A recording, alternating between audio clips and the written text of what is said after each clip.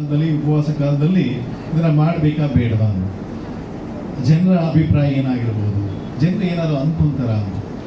ಅದಕ್ಕೆ ನಾವು ಹೇಳಿದ್ವಿ, ಏಸು ನಾವು ಚರ್ಚೆ ಮಾಡಿದ್ವಿ, ಏಸು ಶ್ರಮ ಕಾಲದಲ್ಲೇ ನಮಗೋಸ್ಕರ ತನ್ನನ್ನು ಸಮರ್ಪಿಸಿಕೊಂಡ ಕಾಲ ಇದು.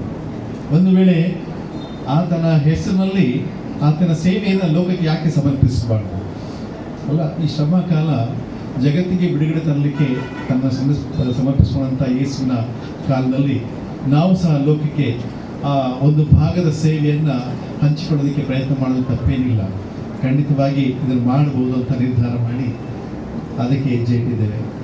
ನಿಜವಾಗಿ ಈ ಕಾಲದಲ್ಲಿ ಈ ಆಸ್ಪತ್ರೆ ಇಲ್ಲಿ ಉದ್ಘಾಟನೆಗೊಳ್ಳೋದಕ್ಕೆ ಸಂತೋಷ ಪಡ್ತೇನೆ. ಈ ಸೇವೆ ಮುಂದುವರಿಯಲಿ, ಯಾಕಂದರೆ ಇಲ್ಲಿ ಸಹ ಸೇವೆಯ ಈ ಸ್ಥಳವೇ ಸ್ಥಳ ಹಿಂದೆ ಒಂದು ಸಂಸ್ಥೆ ಸೇವೆ ಮಾಡ್ತಾ ಇತ್ತು. ಅದನ್ನು ಮುಂದುವರಿಸುವಂಥ ಜವಾಬ್ದಾರಿಕೆಯನ್ನು ಡಾಕ್ಟರ್ ಸುಶೀಲ್ ಜತನ್ ಅವರು ಆಲೋಚನೆ ಮಾಡಿ ಮುಂದಾಗಿದ್ದಾರೆ. ಇದು ಸಾಕಾರವಾಗಲಿ ಎಂಬುದಾಗಿ ನಾನು ಹಾರೈಸ್ತೇನೆ. ಮುಖ್ಯವಾಗಿ ಡಾಕ್ಟರ್ ಸುಶೀಲ್ ಜತನ್ ಅವರ ಆಲೋಚನೆ ಅಂತಂದರೆ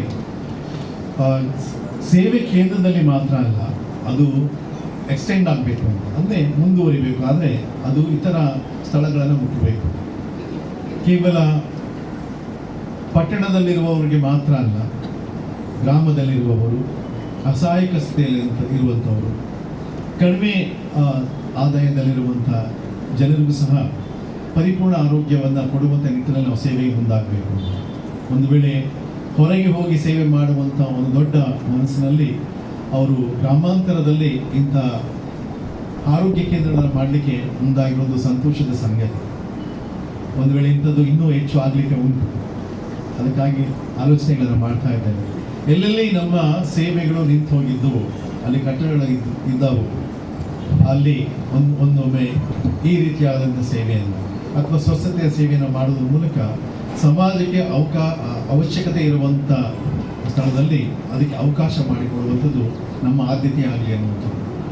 ಮುಖ್ಯವಾಗಿ ಇಂಥ ಕಾರ್ಯದ ಆಲೋಚನೆಯಲ್ಲಿ ತನ್ನನ್ನು ಸಮರ್ಪಿಸಿಕೊಂಡಂಥ ಪ್ರಿಯ ಡಾಕ್ಟರ್ ಅವರಿಗೆ ನಾನು ತುಂಬದಿಂದ ವಂದನೆ ಹೇಳ್ತೇನೆ. ಸ್ವಾಗತ ಭಾಷಣದಲ್ಲಿ ಹೇಳಿದಾಗೆ ಅವರಿಗೆ ಹೊರೆ ಇದೆ. ಕೇವಲ ಒಂದು ಆಸ್ಪತ್ರೆ ಅಲ್ಲ, ನಮ್ಮ ಡಯಸ್ನಲ್ಲಿ 3 ಮಿಷನ್ ಆಸ್ಪತ್ರೆ ಇದೆ.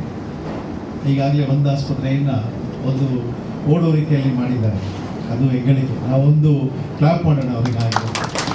ಯಾಕಂದರೆ ಅದು ಆಗುತ್ತೆ ಅಂತಲೇ ಇರಲಿಲ್ಲ, ಆದರೆ ಅದು ಇವತ್ತು ಅನೇಕರಿಗೆ ಅಲ್ಲಿ ಕೆಲಸ ಕೊಟ್ಟು ನಿರೀಕ್ಷೆ ಕಳೆದುಕೊಂಡಂಥ ಜನರಿಗೆ ನಿರೀಕ್ಷೆನ ಮೂಡಿಸಿ, ಹೌದು ಇದು ನಿಲ್ತದೆ ಅನ್ನುವಂಥ ಮಟ್ಟಿಗೆ ಅದಕ್ಕೆ ಮುಂದೆ ಅವರು ಕಾರ್ಯಪ್ರವೃತ್ತರಾಗಿದ್ದಾರೆ. ಅದೇ ರೀತಿ ಮೈಸೂರು ಆಸ್ಪತ್ರೆಗೂ ಸಹ ಈಗಾಗಲೇ ಕೆಲವು ಕಡೆ ಮಾತನಾಡಿ ಜೊತೆಯಾಗಿ ಸೇರಿ ಅದನ್ನು ಸಹ ನಿಲ್ಲುವಂಥ ಮಟ್ಟಿಗೆ ಪ್ರಯತ್ನಗಳನ್ನು ಮಾಡ್ತಾ ಇದ್ದಾರೆ. ಅದು ಸಾಕಾರವಾಗಿ ನಿಮ್ಮೆಲ್ಲರ ಪ್ರಾರ್ಥನೆ ಬಹಳ ಪ್ರಾಮುಖ್ಯ.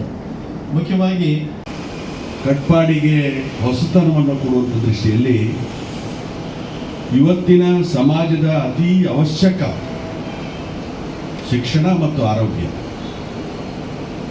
ಆರೋಗ್ಯದ ಹಿತದೃಷ್ಟಿಯಿಂದ ದೊಡ್ಡ ಒಂದು ಕೊಡುಗೆಯನ್ನು ಈ ಪ್ರದೇಶಕ್ಕೆ ಕೊಟ್ಟಂಥ ನಮ್ಮ ನಿರ್ದೇಶಕರಾದಂಥ ಶ್ರೀಯುತ ಡಾಕ್ಟರ್ ಸುಶೀಲ್ ಜತನ್ನ ಮತ್ತು ಅವರ ಎಲ್ಲ ನಿರ್ದೇಶಕರಲ್ಲಿ ಕೂಡ ನಾನು ತಮ್ಮೆಲ್ಲರ ಪರವಾಗಿ ಹೃತ್ಪೂರ್ವಕವಾದಂಥ ಅಭಿನಂದನೆ ಸಲ್ಲಿಕೆ ಮಾಡ್ತೀನಿ.